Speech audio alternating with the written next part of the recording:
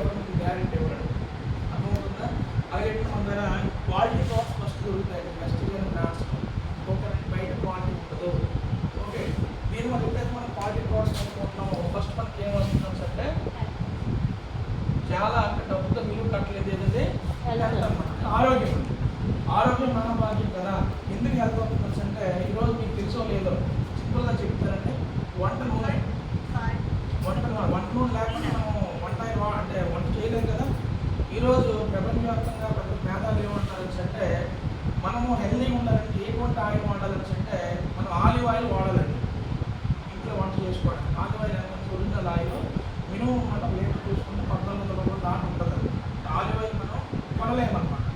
Okay, అలాగే ఇంకా మనకు మంచి ఆయిల్ కావాలి, ఆరోగ్యం మంచి కన్సెన్స్ అంటే కోకోనట్ ఆయిల్ వాడాలండి.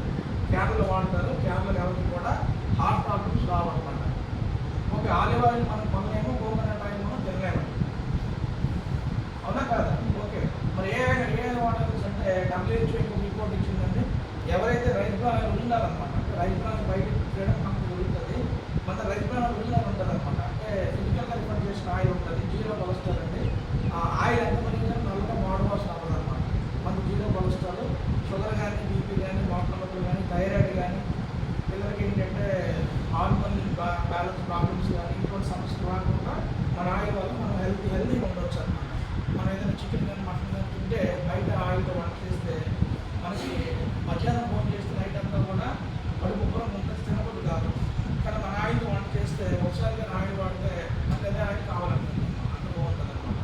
ఇలా ఏంటంటే హెల్త్ ప్రొడక్ట్స్ మనం ఉంటాయంటే కుకింగ్ ఆయిల్ వాడినా, టీ పొడి వాడినా, సూప్ వాడినా, పేస్ట్ వాడినా. కుకింగ్ ఆయిల్ కోసం ఎగ్జాంపుల్ ఇచ్చాను, టీ పొడి కోసం కూడా ఎగ్జాంపుల్ ఇస్తానని. ఈరోజు అందరూ కూడా టీ తాగుతున్నాం. టీ హీరోస్ కానీ, క్రిస్టల్స్ కానీ, డాబర్ కానీ రకరకాలు వాడుతున్నాం. సపోజ్ టీ అనేది ఒక మొక్క అండి, అస్సాంలో పండుతుంది అన్నమాట. టీ మొక్క అన్నమాట. అందుకే అస్సాం సిటీస్ లీఫ్ అంటారు. ఇప్పుడు మొక్కలు ఉన్నటువంటి 5 చికెన్ ద్వారా తయారైన టీని ఏమంటారంటే లీఫ్ టీ అంటారు.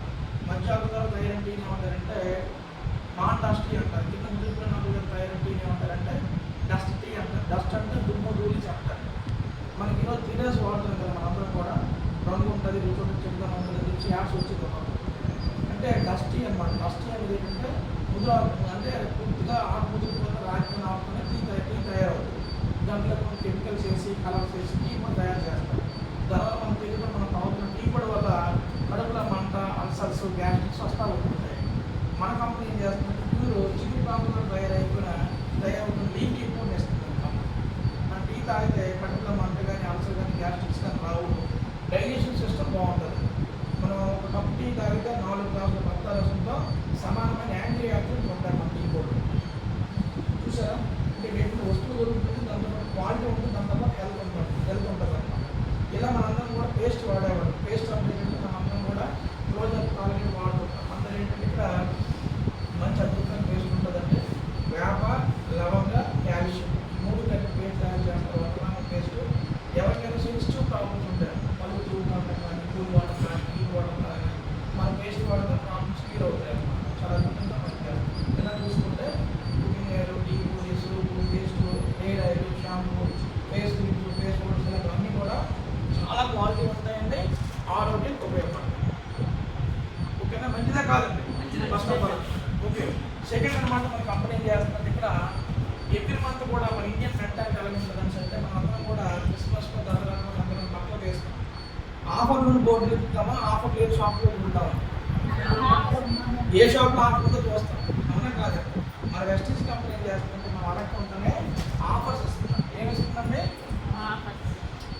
ఏంటి ఆఫర్స్ అంటే మన కంపెనీలో ఇక్కడ రఫ్గా 10% నుంచి 50% వరకు ఆఫర్స్ ఉంటాయి. ఓకే, 10 to 50% ఆఫర్ ఉంటుంది. ఈ ఆఫర్ కోసం మనం మాట్లాడదామంటే అడగకుండా ఆఫర్ ఇస్తున్నాం. మంచిదా కాదండి? ఆఫర్ ఇస్తుంది, క్వాలిటీ ఉంది, హెల్ప్ వస్తుంది, ఆఫర్ ఇస్తున్నాం. ఇది 2 బెనిఫిట్స్. 3వ బెనిఫిట్ చూద్దాం. 3వ బెనిఫిట్ ఏంటంటే మీరు ఎవరికైనా వెస్టీజ్ కోసం చెప్పాలంటే ఈ 4 పాయింట్లు చెప్తే చాలా ఎవరైనా జాయిన్ అయిపోతాయి. ఏం అవసరం లేదు, సింపుల్ అనమాట. బయట ఏమి రావద్దు, ఇప్పుడు వస్తుందని చెప్తే చాలు అనమాట.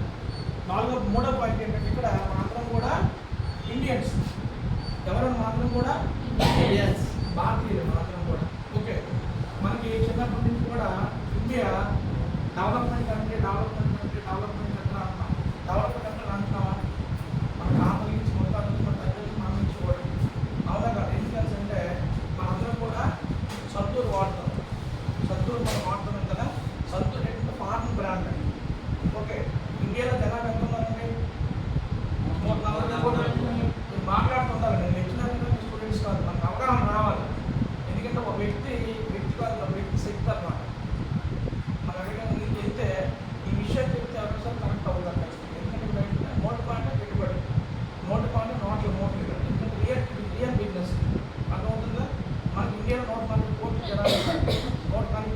జనాభాలో 50 కోట్ల మంది సబ్బు వాటర్ అనుకుంది ఎగ్జాంపుల్.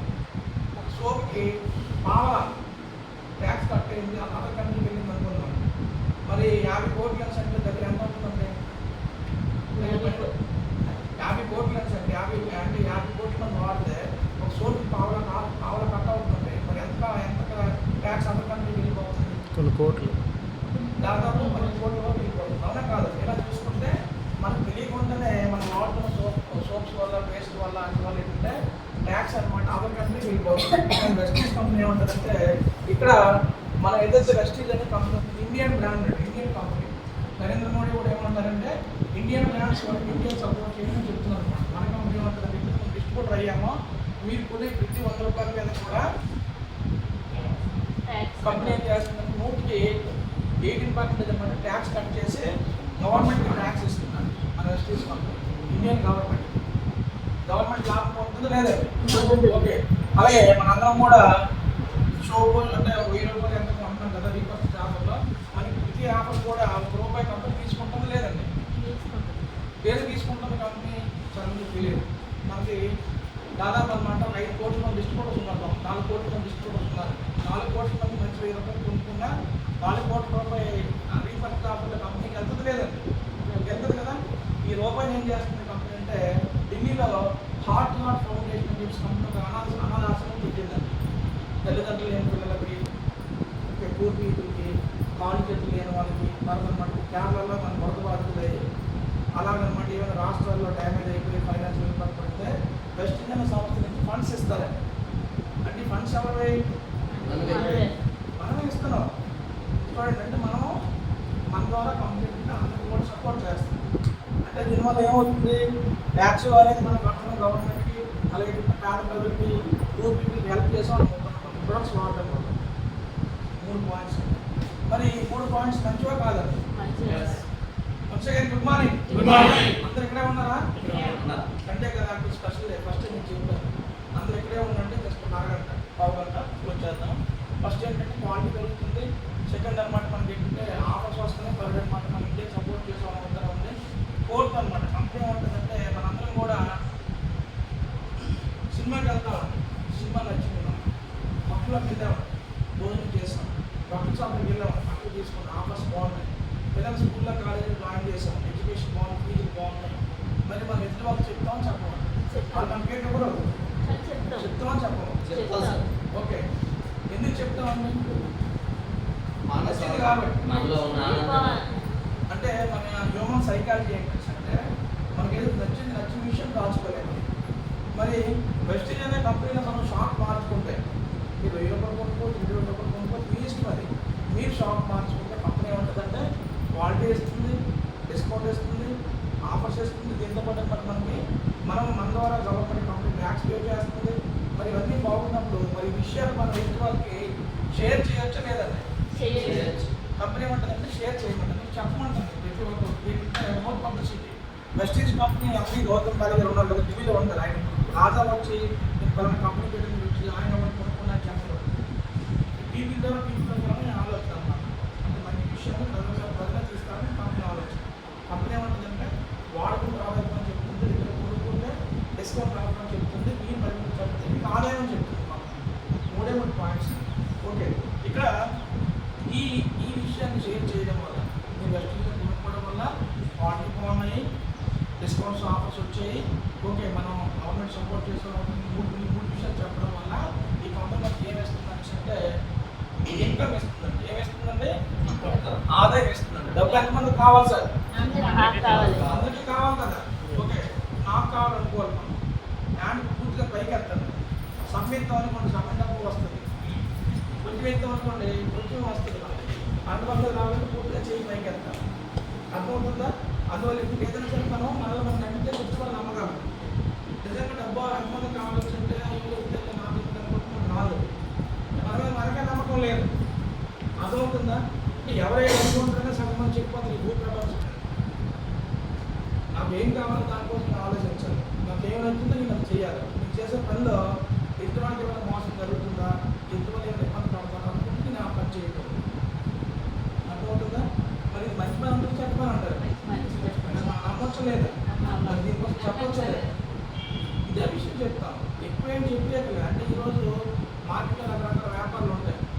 ఓకే, మనం ఏంటంటే ఈరోజు మట్టిని మొత్తం అని చెప్పేసి అమ్మాలి మార్కెటింగ్ అంటే, ఓడిగుండోడికి మనం దుక్కుని అమ్మాలి మార్కెటింగ్ అంటే. కానీ వెస్టేజ్ కంపెనీ ఏమంటుందంటే నువ్వు ఏంది చెప్పొద్దురా బాబు, ముందు చెప్పు చాలు అని చెప్తుంది కంపెనీ. ఇది రియల్ బిజినెస్.